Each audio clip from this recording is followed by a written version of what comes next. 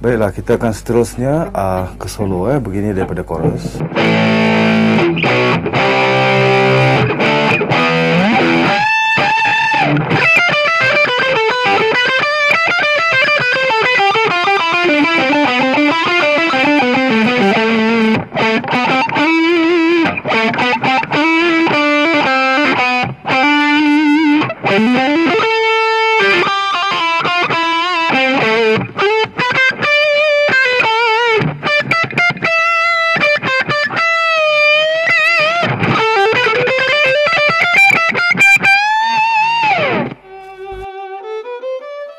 Kehebatan petikan gitar Allahyarham Samad Left-Handed tiada tolok bandingnya. Beliau bukan sahaja dikenali sebagai antara gitaris terhebat tanah air, malah turut mencipta nama di luar negara. Bagi pencipta gitar, pasti dapat merasakan setiap petikan gitarnya mempunyai jalan ceritanya tersendiri dan syarat dengan penyusunan muzik yang cantik, lengkap dan sempurna. Abdul Samad Mian dilahirkan pada 26 September 1963 dan berasal dari Skudai, Johor. Sebelum menjadi anak seni, beliau pernah bekerja di Lembaga Pelabuhan Johor (LPJ) pada sekitar tahun 80-an. Beliau yang merupakan gitaris kumpulan Left-Handed itu mula mencuba di bidang muzik bersama kumpulan itu sejak berusia 20 tahun lagi. Bersama kumpulan itu, beliau pernah menghasilkan album seperti Keadilan, Seruan, Kabul, Evolusi, Fanatism dan Ramli Sarip, Nafas serta album Syurga dan Neraka pada tahun 1999.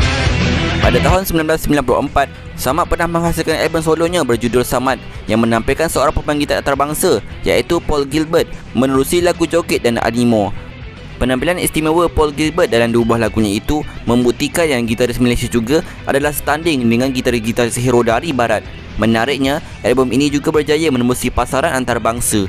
Sejak tidak aktif bermain alat muzik bersama Left-Handed, Samad lebih banyak menumpukan masanya sebagai pemuzik undangan selain menjalankan perniagaannya sendiri. Pada masa yang sama, beliau turut mengisi kerjayanya sebagai pensyarah sambilan dalam bidang petikan gitar moden di Akademi Seni Budaya dan Warisan Kebangsaan Asmara pada tahun 2004. Samad yang mempunyai kemahiran bermain gitar selama 25 tahun itu pernah menitikan album petikan gitarnya yang terakhir bagi membantu para peminat yang ingin mempertikaikan lagi kemahiran mereka bermain gitar. Antaranya album gitar jamming sentuhan terakhir Samad Left-Handed Volume 2 dan 3.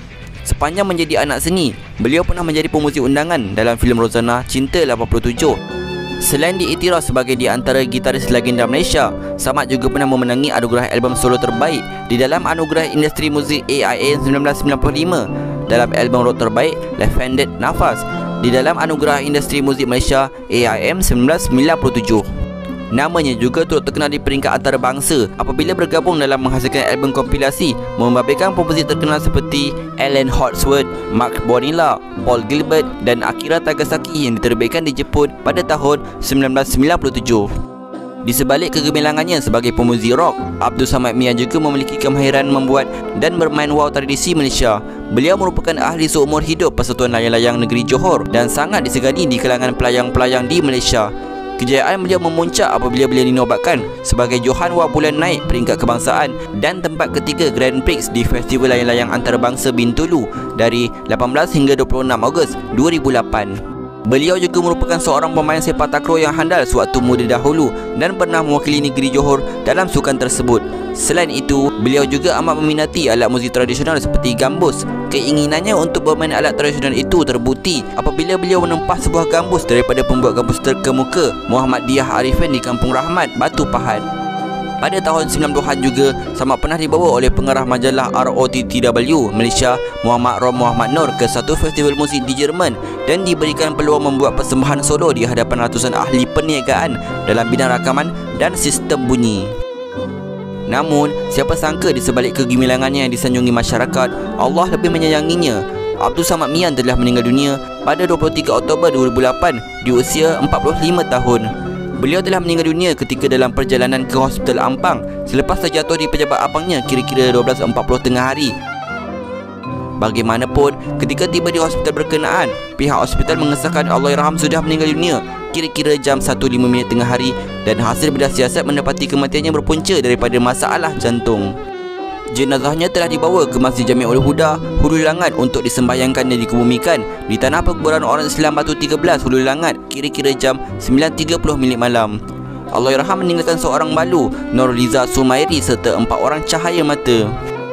Berpuluh-puluh pemuzik berkumpul di perkerangan Hospital Ampang di Pandan Mewah sebaik sahaja mendapat berita tentang kematian mengejut hero gitar Malaysia. Antara yang hadir memberikan penghormatan terakhir kepadanya adalah seperti Ramli MS, Rahim Osman, Nash Mankidal serta Yazid Left-Handed dan ramai lagi.